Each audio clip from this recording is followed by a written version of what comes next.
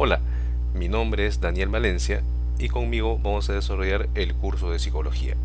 En esta clase vamos a desarrollar los temas de la psicología como ciencia y los procesos cognitivos. La psicología es una ciencia que estudia los procesos psicológicos a través de sus manifestaciones en conductas observables. Es decir, los procesos psicológicos representan la realidad. Esta realidad se manifiesta a través de acciones observables que conocemos como conductas. Por ejemplo, estar alegre es un estado subjetivo interno que estaría reflejando quizá alguna situación agradable a la cual estamos enfrentando. Y esta alegría usualmente se puede manifestar en una sonrisa, en una risa, en una carcajada. Entonces, el objeto de estudio de la psicología vienen a ser los procesos psíquicos. Estos procesos psíquicos se clasifican en procesos cognitivos, y los procesos cognitivos son aquellos que nos permiten representar la realidad con cierto nivel de objetividad. Por ejemplo, si decimos que todos los perros son vertebrados, es algo que se conoce, se sabe y que no está sujeto a opinión, a comentario, ¿no? Sino es algo que se puede constatar en la realidad. Decir que 3 por 3 es 9 también, ¿no? No está sujeto a opinión, comentario, ¿no? Subjetivo, sino es una realidad que se puede constatar. Para conocer la realidad experimentamos, por ejemplo, la sensación, ¿no? Como proceso psicológico, la percepción, la memoria, el pensamiento, la imaginación. Todos estos procesos psicológicos nos permiten conocer la realidad exterior o interior también, ¿verdad? Es decir, nosotros podemos reconocer que nos sentimos con hambre o con sed, ¿no? Y eso es una realidad interior. O podemos conocer, ¿no? La realidad externa, el color de una pared, ¿no? De repente, digamos, si es de día o es de noche, ¿no? Podemos representar la realidad en nuestra conciencia para conocer con cierto nivel de objetividad lo que ocurre en nuestro entorno. Sin embargo, también tenemos procesos afectivos. Estos procesos afectivos surgen de la relación de correspondencia o no correspondencia entre nuestras necesidades y el medio. Cuando tenemos hambre, por ejemplo, es un estado de carencia, ¿no? Requerimos alimento. Y el hambre se experimenta de manera subjetiva como incomodidad, irritación, ¿no? Es algo desagradable experimentar hambre. Pero si conseguimos alimento y comemos un plato de comida muy delicioso para nosotros, experimentamos satisfacción, agrado, ¿no? Placer. De tal manera que siempre en los procesos afectivos vamos a experimentar estados de agrado o desagrado. Y ahí, por ejemplo, tenemos a las emociones, ¿no? Experimentamos miedo, ¿no? Cólera o placer, ¿no? Los sentimientos, ¿no? Podemos experimentar la amistad, ¿no? El cariño o el odio, el rencor. Estados de ánimo, ¿no? Podemos experimentar de repente buen humor, optimismo o de repente tristeza, pesimismo. Y en las pasiones también, ¿no? Podemos experimentar de repente pasiones hacia algún objeto determinado, ¿no? Alguna situación determinada. Bien, cuando se hace referencia a procesos conativos, se refiere entonces a procesos psicológicos que orientan nuestra actividad en función a motivos, metas, deseos.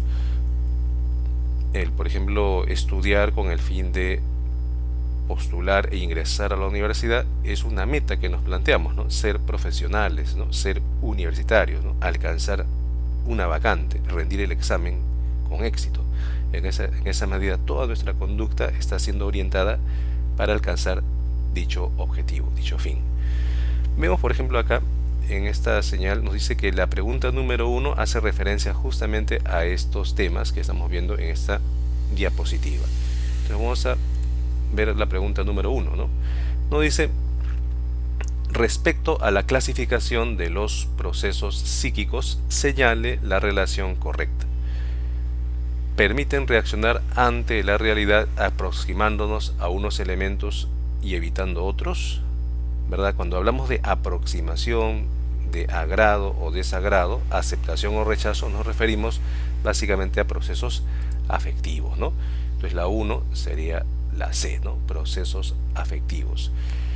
Generan estados de afectación polarizados hacia el agrado o el desagrado, ¿verdad? La afirmación 2 permite entender una representación, noción o imagen de lo que nos rodea, ¿no? O sea, tratamos de representar la realidad en nuestra conciencia bajo la forma de imágenes, ¿no? Entonces, eso está correspondiendo justamente con los procesos cognitivos, ¿verdad? Que representan la realidad para captar sus cualidades de manera particular o general.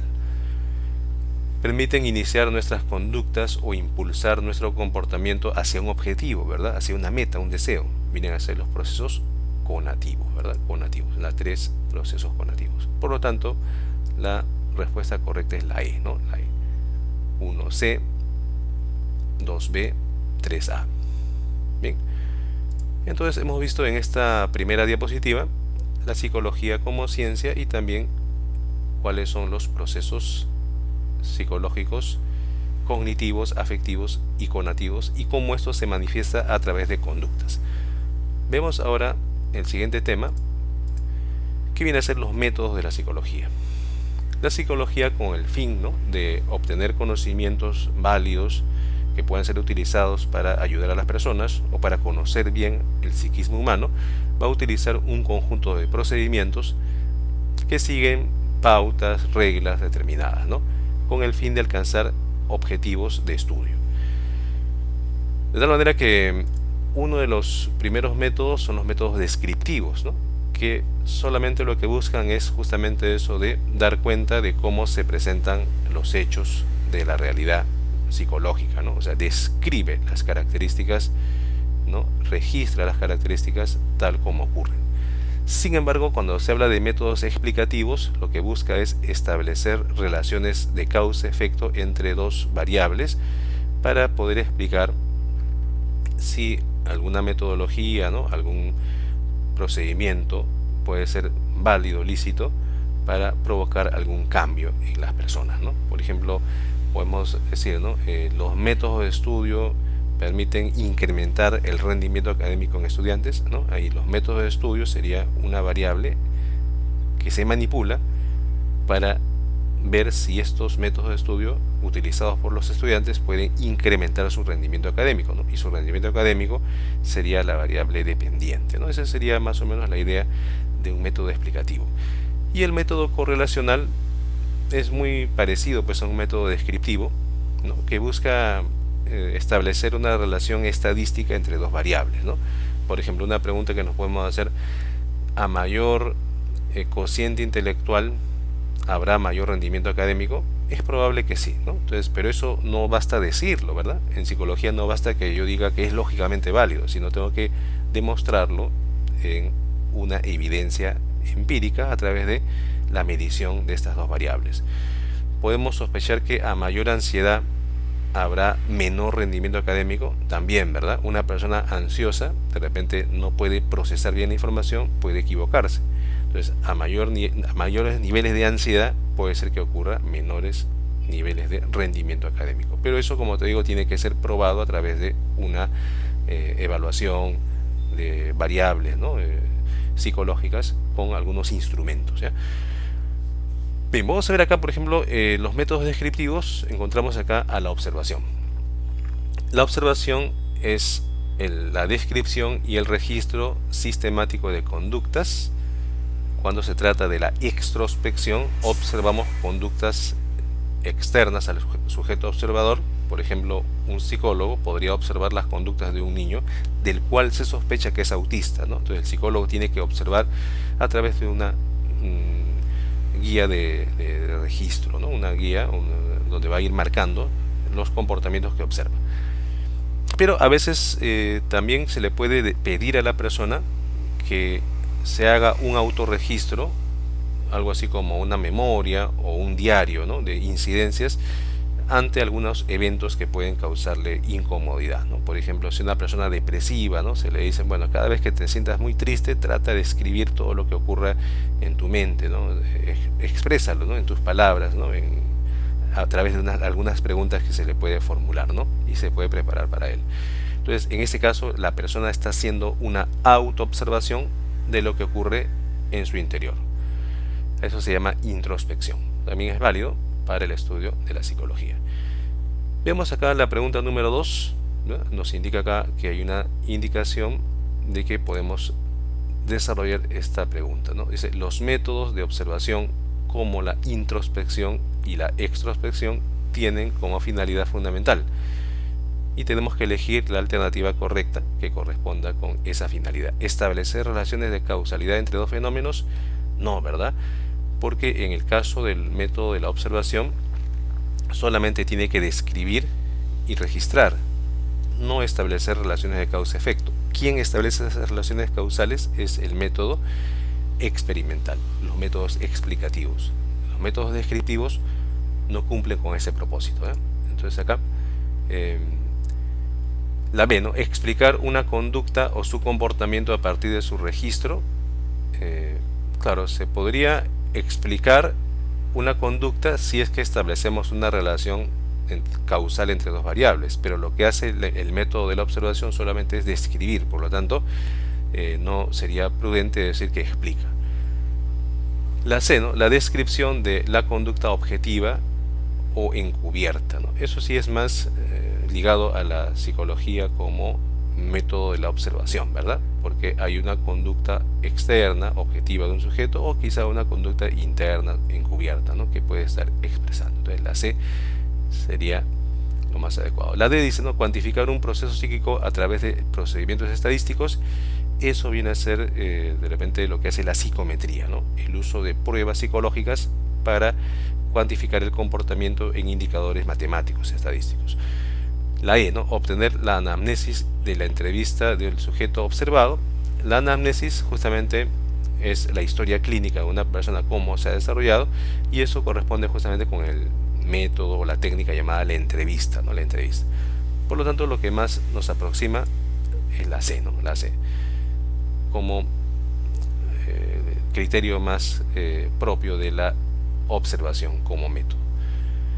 Bien, volvemos a nuestra diapositiva, seguimos el desarrollo. Acá, por ejemplo, también vemos que existe un método genético, ¿no? Este método genético ha sido motivo de preguntas en la uni en algunas ocasiones. El método genético hace referencia a la descripción y registro sistemático de los comportamientos a lo largo del ciclo vital.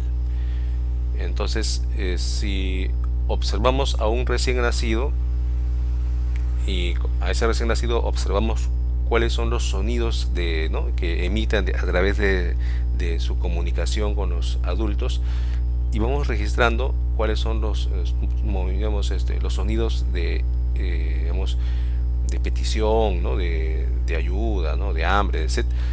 Y vamos configurando cómo se desarrolla el lenguaje, ¿no? en este recién nacido, o en varios recién nacidos, desde que tienen realmente algunos días de nacido hasta que tengan 3 años, por ejemplo, ¿no? Entonces, eso sería un ejemplo de un método longitudinal, ¿no? Estudiar en un periodo de tiempo cómo se desarrolla una función psicológica, ¿ya? El pensamiento, la memoria, puede ser, ¿no?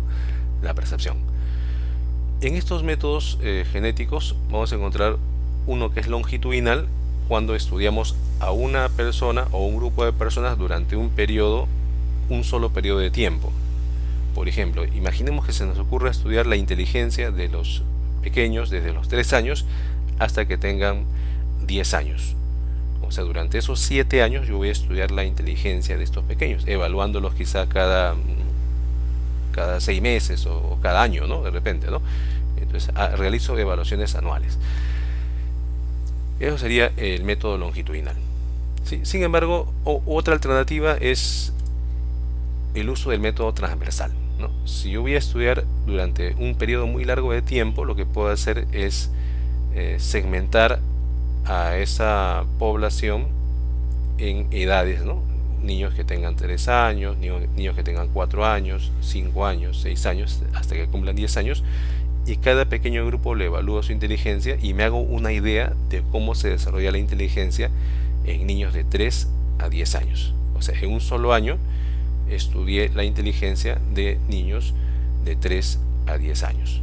¿verdad? Pero usando grupos distintos, que sean muy parecidos, ¿no? De repente en cada grupo, ¿no? Niños de 3, de 4, de 5, de 6, ¿no? Hasta que sean 10 años, ¿no?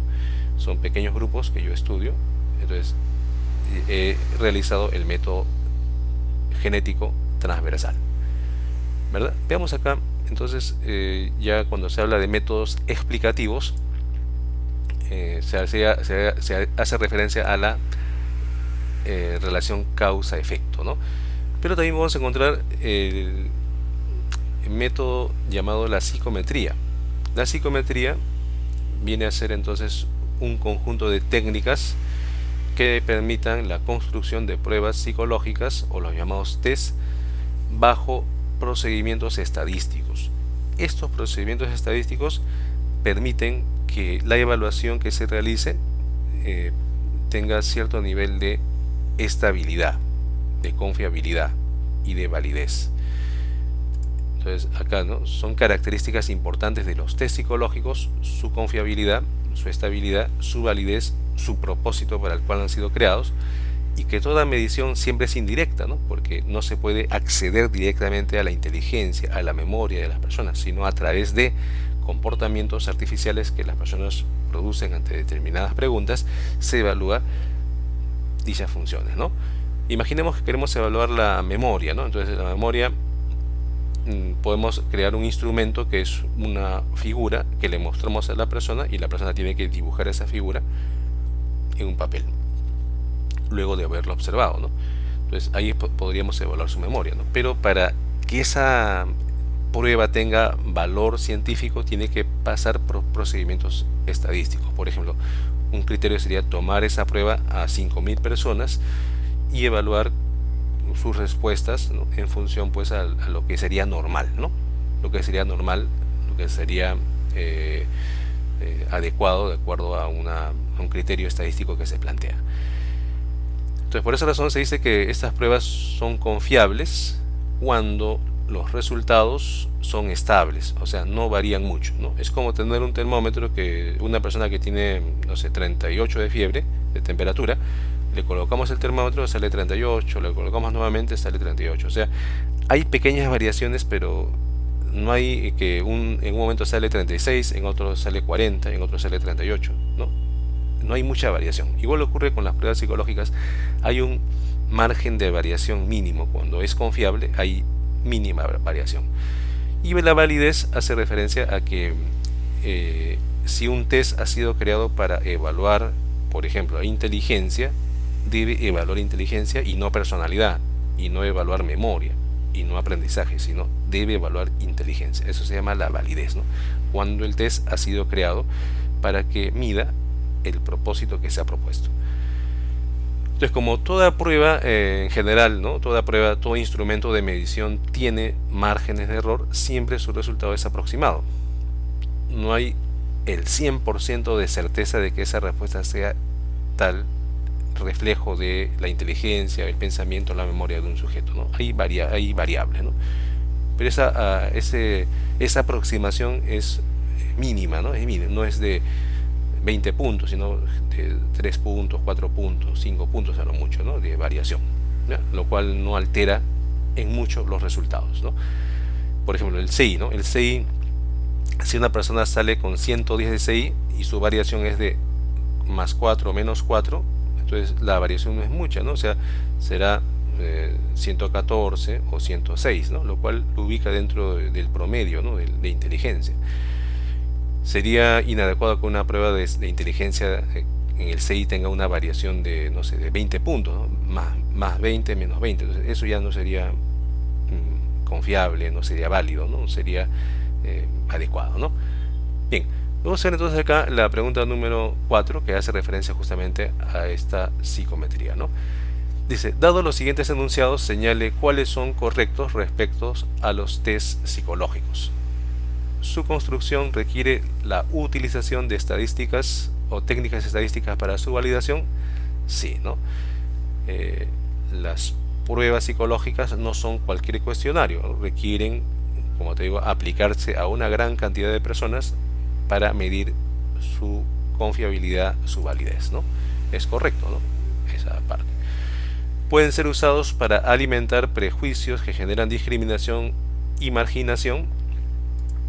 En algunos casos, los resultados de las pruebas pueden utilizarse de manera sesgada, es decir, se evalúa una población de repente de un colegio estatal, ¿no? En, no sé, en un distrito de Lima, y con el fin de hacer quedar mal a toda la población, si todos los alumnos del Perú, todos los niños del Perú tienen ese problema de inteligencia, ¿no? O sea, se puede alimentar un prejuicio, ¿no? De que hay una disminución en la inteligencia en los niños del Perú, pero utilizando cejadamente los resultados de un colegio solamente de 50 niños, imagínate, ¿no? Entonces eso no es posible, ¿no? Hacer ese tipo de afirmaciones amplias habiendo tomado solamente una pequeña muestra de sujetos, ¿no? Entonces ahí sí se podría utilizar con fines de alimentar prejuicios, ¿no? O discriminación, como se plantea en la afirmación 2, ¿no? ¿Se puede utilizar de manera masiva para evaluar la forma de pensar de una población? Sí, ¿no? O sea, los test psicológicos se podrían tomar como te digo, desde 50 personas, 500 personas o a 5000 personas, ¿no? Ahora que tenemos la posibilidad de usar evaluaciones virtuales, se puede usar más población a ese nivel, ¿no? Entonces las tres serían correctas, ¿no? Bien, la clave sería justamente la D, ¿no? La clave la D. Muy bien, vamos a volver a nuestra diapositiva. Ahora vamos a ver lo que corresponde con los métodos explicativos. En este caso, el método explicativo por excelencia es justamente el método experimental, ¿no? Que busca establecer relaciones causales entre dos variables, ¿verdad?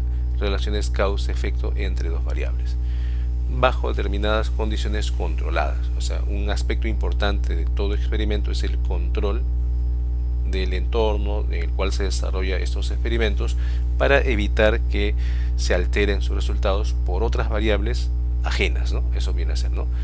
Importante. O sea, un experimento no se podría hacer, por ejemplo, en un aula de clase donde existe de repente situaciones que pueden alterar, ¿no? Los ánimos de los estudiantes, ¿no? Por ejemplo, estamos pasando por un proceso de pandemia, ¿no? Y de repente hacer un experimento en un aula, ¿no? De ese tipo podría generar complicaciones, ¿no? Problemas en los resultados, ¿no? O estamos haciendo un experimento y justamente está jugando la selección peruana de fútbol, ¿no? En un mundial, por ejemplo, ¿no? Eso podría alterar, ¿no? Los ánimos y los resultados, ¿no? Entonces tenemos que evitar ese tipo de situaciones que como variables ajenas podrían alterar el curso normal de los resultados.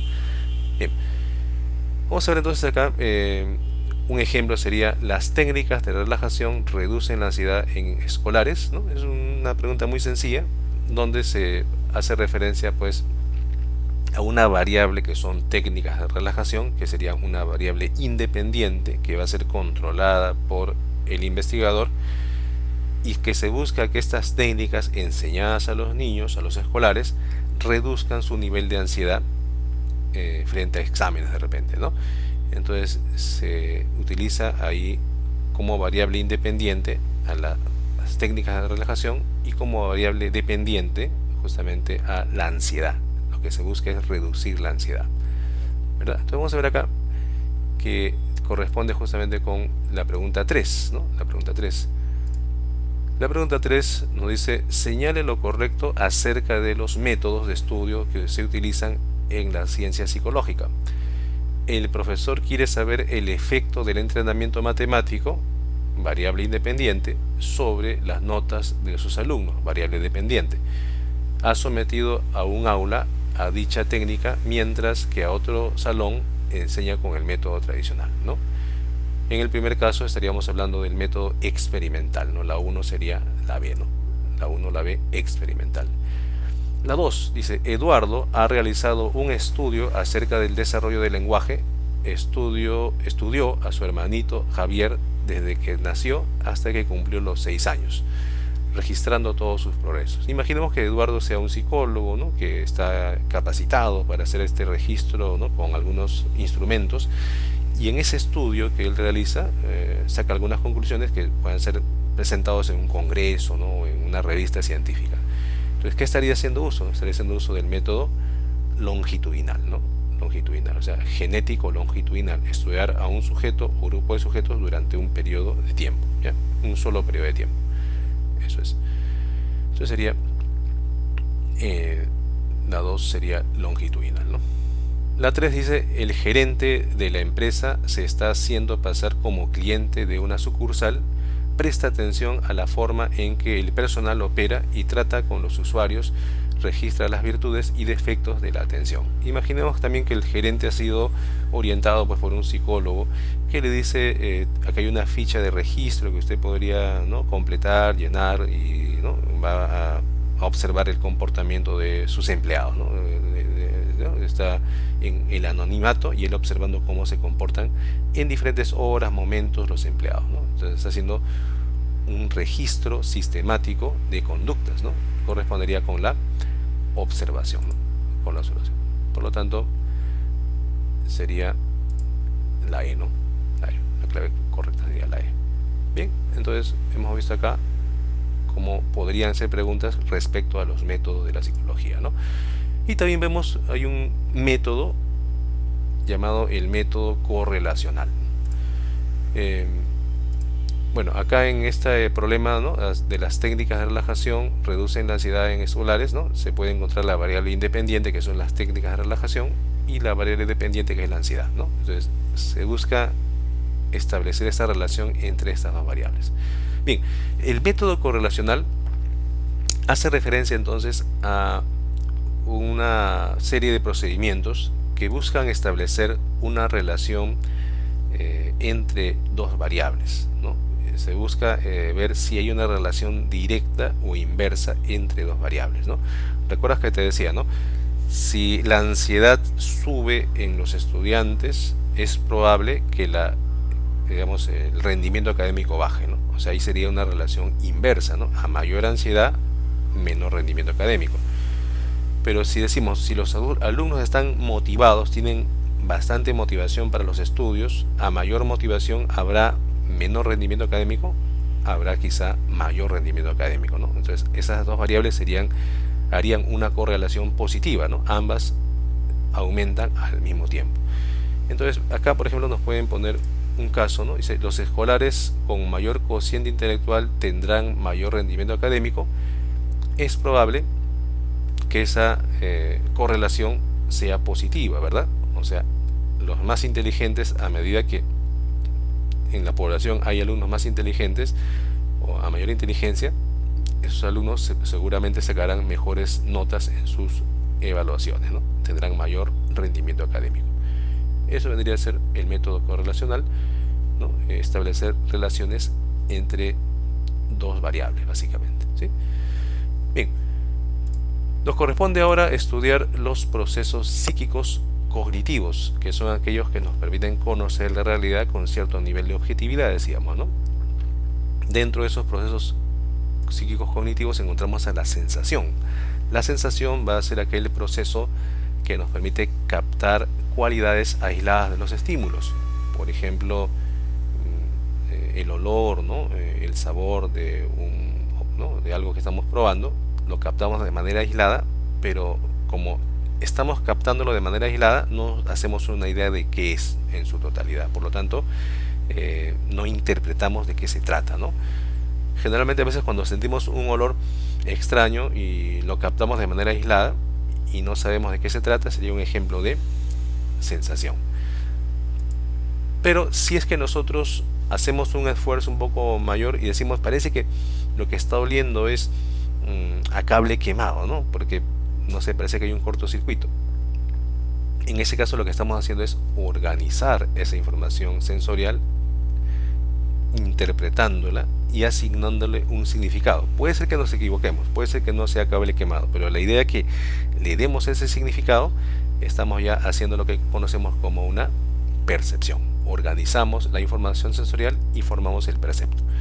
Entonces vamos a ver acá que la sensación es innata, ya del nacimiento o antes del nacimiento ya tenemos sensaciones. Sin embargo, la percepción requiere ser adquirida, requiere ser aprendida. Es decir, yo no puedo percibir y diferenciar, ¿no?, lo que es el café si no he probado el café, si nunca he probado en mi vida café. Entonces, y es más, ¿no?, los catadores de café, ¿no?, ellos aprenden a detectar diferentes olores, sabores, texturas, ¿no?, colores, dicen, ¿no?, del café. Entonces ellos ya han adquirido más destrezas que nosotros, que somos consumidores de café sin ser catadores, ¿no? Entonces se puede perfeccionar nuestra percepción, ¿verdad? Podemos aprender aquello. También, en el caso de la sensación como tal, no permite interpretar la información eh, sensorial, simplemente llega al cerebro y puede ser de que desaparezca tan rápido como llegó. Sin embargo, cuando tenemos percepción, sí logramos interpretar la información y logramos asignarle un significado, ¿no? Eso que veo parece que es un gato que está caminando por ahí a lo lejos, decimos, ¿no? Y de repente, si es un gato, de repente no es un gato, de repente es un perro. Pero la idea es que ya hayamos interpretado, aún equivocándonos, ya estamos haciendo percepción, ¿no? Porque le damos un significado a las cosas que vemos, captamos, sentimos o olemos. La sensación, por lo tanto, no depende de la experiencia, ¿no? A un bebé recién nacido le pueden echar una gotita de limón y él ya reacciona, ¿no?, con irritación ante lo ácido, ¿no?, ante el sabor ácido. A él no le enseñaron, él ya viene con esa capacidad para sentir el sabor ácido. Sin embargo, él no sabe que es ácido, ¿no? Ya cuando tenga de repente un año y medio, 2 años y medio, ya va a diferenciar lo ácido de lo dulce de repente, ¿no? Entonces, cuando ya perciba la diferencia entre lo ácido, lo dulce, lo amargo, ya es porque la experiencia le ha permitido a este pequeño adquirir esa capacidad para discriminar a nivel perceptual los sabores, ¿no? Entonces ya integra la información sensorial y puede discriminar y puede diferenciar. Veamos acá, por ejemplo, la pregunta número 5, que hace referencia justamente a estos temas de la sensación y la percepción, y luego también la pregunta 6. La 5 y la 6 lo vamos a ver porque hacen referencia a estos temas, ¿ya? Bien, la 5 dice, ¿no? Puedo entender que me encuentro en la playa porque siento la arena en mi piel, huelo la sal del mar, observo la marea y escucho el sonido de las olas. De la descripción anterior, captar la arena en la piel es un ejemplo de... Claro, vamos a suponer que la idea general de estar en la playa es la suma de diferentes elementos que están aislados, ¿no? Entonces, el hecho de captar la arena es uno de los elementos, sería una experiencia sensorial, ¿no? Pero decir que me encuentro en la playa, uniendo todas esas características, se supone que ya viene a ser una interpretación al integrar los elementos sensoriales. Por lo tanto, en el segundo momento sería una percepción, ¿verdad? Entonces sería sensación, percepción. Por eso acá en el solucionario pues, nos dice eso, ¿no? Que al captar la estimulación en la piel de la arena serían sensaciones, ¿no? Al escuchar las olas serían sensaciones, al oler, ¿no?, el mar, ¿no?, el olor que viene del mar serían sensaciones, pero que al integrarse se da como una totalidad que viene a ser la formación del percepto y la idea, ¿no?, asociada con él, que es el mar, ¿no? Estamos en el mar. Por lo tanto, la clave sería la A, ¿no? La A. Bien, y veamos también la 6, que hace referencia a esta primera parte. Dice la 6, ¿no? Señale las expresiones correctas respecto a la percepción. La 1 dice, ¿puede existir percepción en ausencia de estímulo?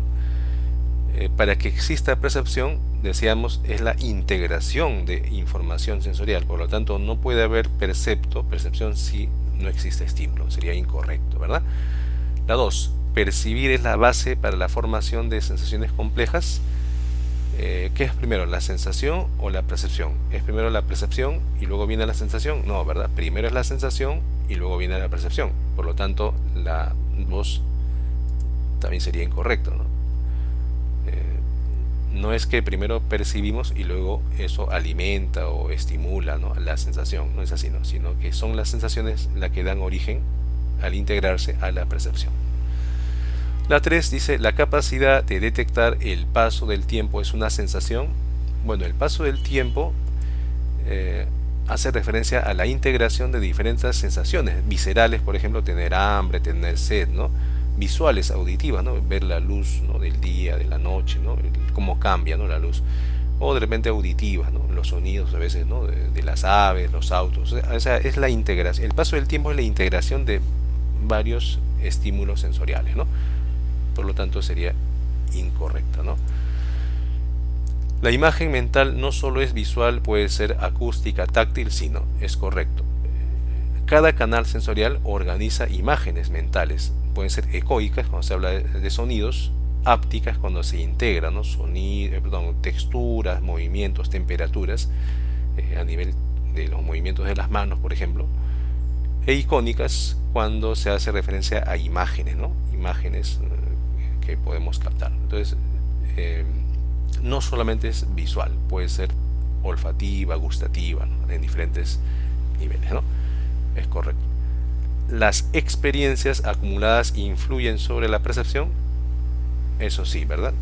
Poníamos el ejemplo del catador de vino, el catador de café, ¿no? Aquellos que tienen experiencia, esa experiencia, ¿no? De haber probado diferentes variedades de café les hace aprender a discriminar mejor que las personas que solamente consumimos el café sin tener esa especialidad. Entonces sería correcto, ¿no? Correcto. Entonces vamos a encontrar acá justamente que la clave es la A, ¿no? La 4 y la 5 son afirmaciones correctas. Bien, volvamos entonces a nuestra diapositiva. Habíamos quedado acá en lo que viene a ser la percepción, ¿no?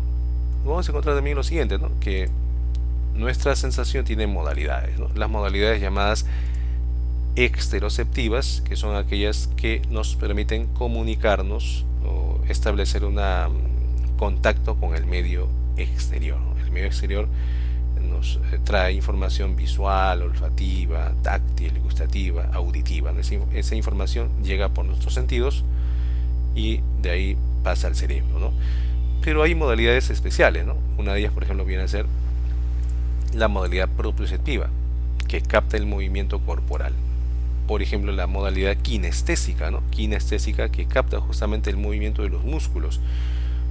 Usted puede estar con los ojos vendados, pero sabe que su mano está hacia arriba o hacia abajo cuando usted hace un movimiento. O sea, está con los ojos vendados, pero sabe en qué lugar se encuentra su mano. Usted puede cargar un balde con agua y saber que pesa mucho por la tensión que ejerce en sus músculos, ¿no? Este pesa mucho, este pesa más, este pesa menos, ¿no? Esa captura, esa captación del peso por la tensión muscular hace referencia justamente a la modalidad kinestésica del movimiento de los músculos, ¿no? La tensión muscular. La modalidad propioceptiva llamada vestibular hace referencia al movimiento de rotación, aceleración de la cabeza, equilibrio también, ¿no? De la cabeza. Detrás del oído interno tenemos unos canales llamados canales semicirculares que captan el movimiento de la cabeza, ¿verdad? Eso explica por qué cuando uno se da vueltas, muchas vueltas y se pone de pie, esos sensores van a estar dando vueltas también y por eso nuestra cabeza no se estabiliza, nos mareamos, ¿no? Claro, una vez que se estabiliza ya recuperamos nuestro equilibrio. Y lo que viene a ser también las modalidades interoceptivas, que hacen referencia a las sensaciones viscerales, al estado interno de nuestros órganos, sentir hambre, sentir sed, ¿verdad? Que son evidencia de un estado de desequilibrio interior, ¿verdad? Entonces, sensaciones vestibulares puede ser el hambre, la sed, los cólicos, ¿no? O también puede ser la saciedad o el placer luego de haber comido algo, ¿verdad? Es una sensación visceral interna de nuestros órganos que se vinculan justamente con la homeostasis corporal, ¿no? Bien. La percepción tiene sus elementos, tiene un sujeto que es el que percibe, un objeto que es el objeto percibido, y de esa relación entre sujeto-objeto surge el percepto. O sea, el percepto viene a ser una representación mental del objeto percibido. Si no existe objeto, no puede haber percepto, ¿no? Sería un falso percepto, evidentemente, ¿no? Entonces, una persona puede escuchar voces y no hay nadie que hable en su entorno. Entonces, eso no sería un percepto, sería un falso percepto. Correspondería con una alucinación. Entonces, vamos a ver acá. La percepción tiene sus alteraciones. Una de ellas es la ilusión, que consiste en que nos equivocamos al percibir algo, ¿no? Es una percepción equivocada. El sujeto confunde un objeto por otro. Por ejemplo, a veces nos vamos al mercado a comprar de repente rocoto y de repente estamos agarrando no sé, un pimentón, por ejemplo, ¿no? Señora, deme este rocoto. No es rocoto, ese es pimentón y no lo diferenciamos, ¿no? O quizás llegamos a la casa, mira, compré rocoto y es un pimentón. O al revés, ¿no? Te mandan comprar un pimentón y vienes con un rocoto. Porque se parecen, en algo se parecen, y si no tenemos mucha experiencia, podemos confundir.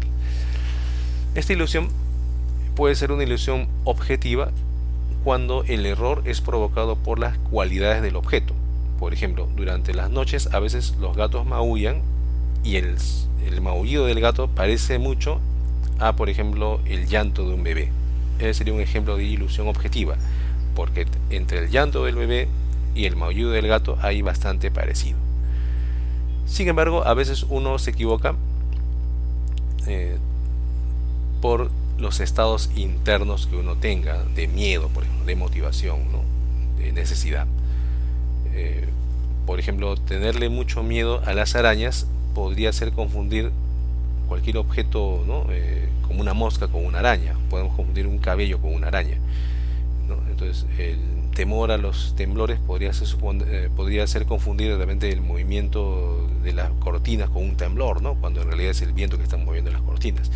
Entonces, la ilusión subjetiva, el temor no es provocado porque el objeto provoque esa equivocación, sino es el sujeto que se equivoca por sus estados de miedo, ¿no? De necesidad, de angustia, de depresión, ¿no? Puede ser, ¿verdad?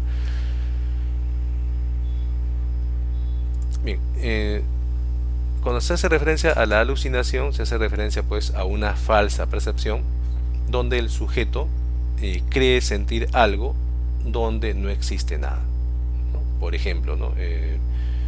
Una persona olvidó el celular en casa y cuando está en el carro siente que su celular ha vibrado en su mochila o en su bolsillo, ha vibrado y no está el celular, ¿no? Entonces ha sentido una vibración en su bolsillo cuando no había celular. Entonces sería una especie de alucinación, ¿no? Las personas cuando consumen drogas también pueden tener alucinaciones auditivas, visuales, ¿no? Querer ver manchas, querer ver puntos flotando, ¿no? Son alucinaciones, ¿ya? Y entonces las alucinaciones ocurre cuando no existe un objeto en el exterior y el sujeto cree ver o cree sentir algo, o puede creer oler algo también, ¿no? Huele a quemado cuando en realidad nada está quemando y nadie siente ese olor, él solamente lo siente. Eso puede ser. Y la pregunta 7 justamente nos hace referencia a esta diferenciación, ¿no? Dice, relacione correctamente las siguientes proposiciones. Durante el sunset o atardecer en la playa, el sol parece más grande de lo normal. Entonces, a todas las personas que están en ese atardecer tienen esa impresión, ¿no? Quizá por la posición del sol con respecto al horizonte, ¿no? A la aparente cercanía, ¿no? Parece que el sol ha crecido en tamaño, ¿no? Entonces ahí vendría a ser justamente una ilusión objetiva, ¿no? La causa del error es provocada por la posición, ¿no? Del sol en el horizonte. La 2. En la clase, al leer algunas líneas de un libro, me equivoqué, leí salobre donde decía salubre, ¿no? Entonces acá, como la diferencia solamente es de una letra, acá el error ya no es provocado pues por un estado del sujeto, ¿no? Sino es provocado por la similitud que hay entre dos palabras. En ese caso se hablaría de otra vez una ilusión de tipo objetiva, ¿no? La causa del error es provocado por el objeto, ¿no? Que nos da esa sensación. La 3 dice, Daniel escucha voces que lo insultan, sin embargo no hay personas a su alrededor. Entonces eso sería un ejemplo de alucinación, ¿no? Escuchar voces donde no hay nadie que hable, ¿no? Alucinación. María, de tanto miedo a la oscuridad, confunde el sonido de un chorro de agua con voces en su cocina. Entonces, confundir el agua, ¿no? Que no se parece en nada a una voz, pero ella se confunde por el miedo que tiene a la oscuridad, ¿no? Quizá hubo un apagón, se quedó la llave del agua un poquito abierta y ella confunde esos dos elementos, ¿no? Cuando no, es un chorro de agua, y no, ella dice es voces, ¿no?, de gente que está ahí, ¿no? Entonces eso correspondería más con una ilusión subjetiva, ¿no? La causa del error está en ella, ¿no?, en el temor que tiene. Por lo tanto, la clave es la D, ¿no? BBAC, ¿no? BBAC. Muy bien. Clave D. Bien, volvamos a nuestras diapositivas. Bueno, llegamos a la pregunta 7, ¿no? Ahí. Bien, ahora corresponde estudiar lo que conocemos como procesos psíquicos cognitivos llamados memoria, ¿no? ¿Qué es la memoria? La memoria permite almacenar información en el cerebro para luego utilizarla. Entonces hay almacenes, ¿no? Un almacén sensorial que justamente registra la información en el cerebro durante fracciones de segundo. En todo momento nuestro almacén sensorial está funcionando de manera involuntaria. Todo lo que pase por nuestros sentidos llega al cerebro. Como dura tan poco, a veces no nos damos cuenta de esa información, ¿no? Entonces almacena la información tal como es, literalmente, ¿verdad? Sin embargo, cuando ya nosotros nos concentramos en algún estímulo determinado, ya se produce lo que viene a ser la codificación de ese sonido, de ese olor, y al codificarlo, al darle un nombre, darle un sentido, justamente se produce lo que viene a ser el almacén de corto plazo, cuya duración ya es de segundos, ¿no? 15, 20 segundos, hasta un minuto puede ser, ¿no? Esa información puede durar. Esa información ya ha sido almacenada codificadamente en el cerebro y por lo tanto se ha interpretado. Es como que nos dan un número telefónico y tenemos algunos segundos para anotarlo en un papelito, ¿no? Mientras eso está en nuestra memoria, pero imaginemos que se nos cae el lapicero, imaginemos que el papelito, ¿no?, sale volando por la ventana por un viento que vino y nos demoramos más de un minuto en recoger el lapicero o buscar otro papel. Quizá esa información que estaba en nuestra memoria se olvidó, porque el almacén de corto plazo, el olvido se produce a los 20, 30 segundos, va decayendo, ¿no? Decayendo. Entonces, ¿qué ha sido importante para pasar del almacén sensorial al almacén de corto plazo? Ha sido justamente que hayamos atendido la información y hayamos codificado esa información para que podamos retenerla. Pero imaginemos que la persona repasa, ensaya, no repite la información todos los días, de tal manera que esa repetición constante hace que la información que estaba en ese almacén de corto plazo se registre en el almacén de largo plazo. Entonces acá puede durar minutos, horas, años, ¿no?, décadas, ¿no? El nombre de nuestros amigos del colegio, el nombre de nuestro colegio ha quedado grabado en nuestra mente y quizás no lo olvidemos nunca, ¿no? El almacenamiento también es codificado, es interpretado, porque le asignamos significado, ¿no? Bien, este almacén de largo plazo tiene tipos.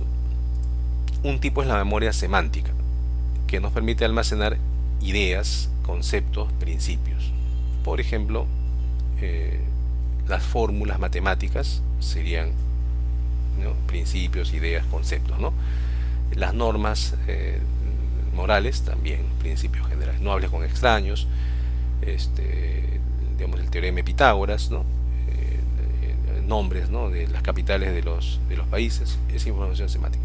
Esa información semántica no va a depender de un contexto, ¿verdad? Simplemente se almacena desvinculado de un tiempo, un lugar, un contexto, ¿no? Por ejemplo, a un niño le preguntan ¿qué es un triángulo? Y él responde: triángulo es una figura de 3 lados. No importa quién le enseñó, dónde le enseñó, cuántos años tenía cuando aprendió. Eso no importa, eso no agrega nada a la pregunta que se hace, ¿no? A la respuesta que tiene que dar es suficiente que diga tiene 3 lados, ¿no? O tiene 3 ángulos, ya, pues, suficiente. Sin embargo, cuando se habla de memoria episódica, sí es importante el tiempo y el lugar. Cuando le preguntamos ¿qué hiciste en tus vacaciones?, ¿no?, y él te narra: ¿no?, en mis vacaciones fui a tal lugar, fui a visitar tal sitio, ¿no?, y te narra hechos que están ubicados en su mente en un tiempo, una fecha, un espacio, un lugar, ¿verdad? Son experiencias autobiográficas vividas en un contexto. Entonces, memoria episódica, narrar nuestro paseo de viaje de promoción, pues, ¿no?, narrar nuestro viaje de promoción. Entonces, eso es un día, fue una fecha, un año, ¿verdad?, un lugar determinado. Bien, Pero la memoria procesal, o también llamada procedimental, hace referencia a hábitos motrices. Por ejemplo, el hábito motriz que tenemos para anudarnos los pasadores o hacer el nudo de la corbata, o de repente también para ¿no? picar la cebolla, son movimientos automatizados, ¿no? Las personas, por ejemplo, algunas señoras son capaces de tejer aún sin ver la puntada, ¿no? Están conversando y siguen tejiendo. Esos movimientos que ellos realizan ya sería memoria procesal procedimental. Es un tipo de memoria de largo plazo.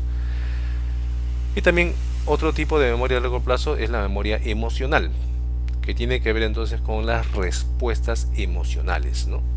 Por ejemplo, alguna melodía desencadena en ti alegría o tristeza, algún olor desencadena en ti de repente nostalgia, de repente sí, ¿no? Las fobias, por ejemplo, hay personas que ante la oscuridad sienten miedo, ¿no? Y a veces no saben la causa, la razón del miedo, no pueden explicarlo, ¿no? Entonces eso viene a ser la memoria emocional, son reacciones determinadas ante estímulos, ¿no? Estímulos que experimentamos. Por ejemplo, ¿no? A veces algunas personas al oler el minifán sienten cierta nostalgia porque les hace recordar sentimientos, ¿no? de las primeras clases en la escuela, en el colegio, ¿no? que siempre los cuadernos estaban bien forrados y olían a minifán. Vemos la pregunta 8 que hace referencia justamente a este tema, ¿no? Dice, respecto a la memoria, señale la alternativa incorrecta. Te preguntan lo incorrecto, ¿no? Diana ganó el concurso de conocimiento de capitales de Europa gracias a su memoria semántica, ¿no? Sí, ¿verdad? Porque ahí saber las capitales es asociar la idea con, ¿no? el país, ¿no? Y eso entonces no requiere contexto, simplemente recordar el dato exacto, ¿no? Entonces, eso es correcto. La transferencia de la información de la memoria de corto plazo a la memoria de largo plazo se facilita con el ensayo y la repetición, sí, ¿no? Cuando uno repite la información varias veces se logra consolidar y lo que era memoria a corto plazo pasa a la memoria de largo plazo. La memoria procesal o llamada procedimental también permite recordar la ejecución de movimientos para manejar la bicicleta, sí, ¿verdad? Eso es cierto, ¿no? O sea, ya esos automatismos motrices, ¿no? Ya no estamos pensando en qué momento pedalear más o pedalear menos, eso ya es algo que se automatiza en nuestro comportamiento, ¿no? En nuestra conducta. Según George Miller, la capacidad de almacenamiento de la memoria de corto plazo es de 5 a 9 trozos de información. Sí, ¿no? George Miller planteó eso, que si nos dictasen 20 palabras, las personas normales pueden recordar desde 5, 6, 7 hasta 9 palabras, ¿no? Si le tomamos a 5.000 personas, no importa su nacionalidad, siempre vamos a encontrar ese principio, ¿no? De que recordamos 5, 6, 9 palabras, ¿no? Eso encontró George Miller en una investigación y se ha replicado muchas veces en muchos lugares y se ha llegado a esa misma idea, a esa misma conclusión. Por lo tanto es correcto. La E, ¿no? La memoria almacén de corto plazo es la que almacena información sobre saber qué son las cosas, ¿no? Saber qué son las cosas tiene que ver con la memoria semántica, ¿no? Definiciones, conceptos, por lo tanto no corresponde con el almacén de corto plazo, ¿no? En esa medida lo incorrecto, nos preguntan, sería la E, ¿no? La E. Bien, la E sería lo incorrecto. Seguimos entonces con nuestras definiciones. Acá hablamos del pensamiento ya como un proceso psicológico que nos permite representar la realidad de forma general a través de conceptos, juicios, razonamientos, ¿no? Entonces el pensamiento permite sintetizar esa realidad a través de categorías. Por ejemplo, decimos muebles, ¿no? Muebles, decimos frutas, ¿no? Entonces la realidad, que es muy diversa en frutas, las sintetizamos de forma genérica con una sola palabra, frutas, o con una sola palabra, muebles, ¿no? Hay muebles diversos, ¿no? Sillas, mesas, roperos, camas, ¿no? Y todo son muebles. Por lo tanto, esa es la función del pensamiento. El pensamiento entonces va a tener operaciones mentales. Una de ellas es el análisis, ¿no? Que consiste en separar, descomponer el todo en partes. ¿Ya? Si vemos un perro, decimos tiene 4 patas, tiene cola, tiene pelo en su cuerpo, tiene nariz, o sea, es de color marrón, podemos decir. O sea, podemos separar todas sus características, ¿no? Ese es el análisis. La síntesis es la operación contraria, es recomponer las partes previamente analizadas, ¿no? Cuando un médico analiza a un paciente, separa los síntomas y después de haber separado los síntomas del paciente, llega a un posible diagnóstico que sería la síntesis, ¿no? Es decir, de todos los síntomas que he analizado, yo sospecho que usted tiene anemia, ¿no? Ese puede ser su diagnóstico preliminar, ¿no? Que lo va a comprobar quizá con un examen de sangre, pero ese sería el análisis primero, y luego sería la síntesis cuando hace ese diagnóstico preliminar. Después vamos a encontrar la comparación, que consiste en establecer semejanzas y diferencias, ¿no? ¿En qué se parece una silla con un sillón, ¿no? ¿En qué se diferencia la silla con el sillón? Eso sería una comparación, ¿no? ¿En qué se parece el perro con el gato? Sería otra comparación, semejanzas, diferencias. La generalización consiste en extraer las cualidades que sean comunes, diferenciándolas de las accesorias, ¿no? Por ejemplo, decir que este perro es marrón, que yo observo un perro, es una cualidad accesoria, porque ser marrón no es imprescindible. Un perro puede ser negro, puede ser blanco, ¿no? No necesariamente tiene que ser marrón. Por lo tanto, cuando generalizo, yo me quedo solamente con lo que es común a todos los miembros de esa clase llamada perros, ¿verdad? Ser mamífero, ser vertebrado, sí es generalizable a todos los perros, ¿no? Pero no me permite diferenciar a un perro de un lobo, a un perro de un león, ¿no? Entonces, porque decir que el perro es mamífero, el león también es mamífero. Por lo tanto, cuando yo quiero ya identificar en específico qué es un gato, qué es un león, qué es un perro, yo apelo a la abstracción, que consiste en extraer cuáles son las cualidades esenciales que definen a ese ser y lo diferencian de otros. Por ejemplo, decir que todo gato es un felino es muy general, pero decir que todo gato es felino y doméstico, ahí ya apelamos a lo esencial, ¿no? Porque el gato es el único animal felino y doméstico a la vez. Entonces, esas dos cualidades juntas definen la esencia del gato. Por lo tanto, hemos realizado una abstracción, ¿verdad? Veamos la pregunta número 10, que nos dice: un ingeniero metalúrgico está estudiando en el laboratorio la composición de un mineral. Para ello debe establecer los elementos constituyentes del mismo. La operación mental de la que se vale para realizar esta actividad se denomina, claro, esta descompone, ¿no? Descompone el todo en partes, ¿no? Entonces sería básicamente un análisis, ¿no? Sería un análisis. Sí, entonces eso viene a ser en este caso esta pregunta número 10, ¿no? Ahora vamos a ver entonces lo que viene a ser el otro tema, que viene a ser la imaginación, ¿no? La imaginación nos dice: representa la realidad a través de imágenes novedosas. La realidad la podemos representar tal como es, ¿no? Por ejemplo, yo digo, veo un perro y yo lo represento tal como es ese perro, pero si ese perro yo me lo imagino con cola de gato, me lo imagino con cuernos, lo imagino con piel de lagarto, o sea, yo estoy dándole a este animal en mi mente, le estoy dando cualidades que no tiene y me lo represento de esa manera en mi mente y lo puedo dibujar quizá, ¿no? Entonces lo que estoy haciendo es representar la realidad perro, pero dándole imágenes distintas, novedosas. Por lo tanto, estoy creando en mi mente imágenes novedosas, ¿no? Entonces vamos a ver la pregunta 9, que tiene que ver con esto, ¿no? Dice: identifique el par de conceptos correctos que completan la siguiente definición. La es la capacidad humana para construir la imagen mental de aquello que nos va describiendo con palabras, ¿no? O sea, te van describiendo con palabras a un personaje como por ejemplo el Quijote de la Mancha, ¿no? Y tú en tu mente vas construyendo aquella imagen, ¿no? Mientras que la es la capacidad de traer al presente una imagen anteriormente almacenada. Entonces te preguntan, en el primero sería la imaginación, ¿no? Yo te narro a un personaje que he inventado y tú te lo imaginas tal como yo te lo estoy narrando, con tus propias características, ¿no? Que tú tienes en tus imágenes, estás imaginando. Pero cuando tú recuerdas la imagen almacenada previamente, por ejemplo, de que es un lagarto, por ejemplo, estás haciendo uso de tu memoria, ¿no? Por lo tanto sería imaginación y memoria, sería, ¿no? ¿Qué sería acá? lo que se plantea, ¿no? La imaginación permite convertir las palabras escuchadas o leídas en imágenes.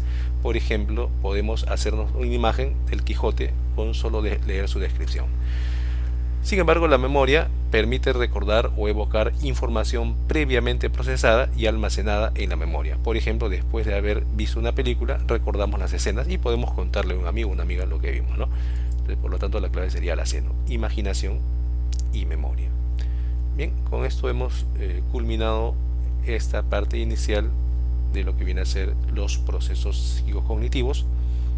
Estén atentos para la siguiente publicación del video explicativo y desarrollen sus prácticas, ¿no?, correspondientes.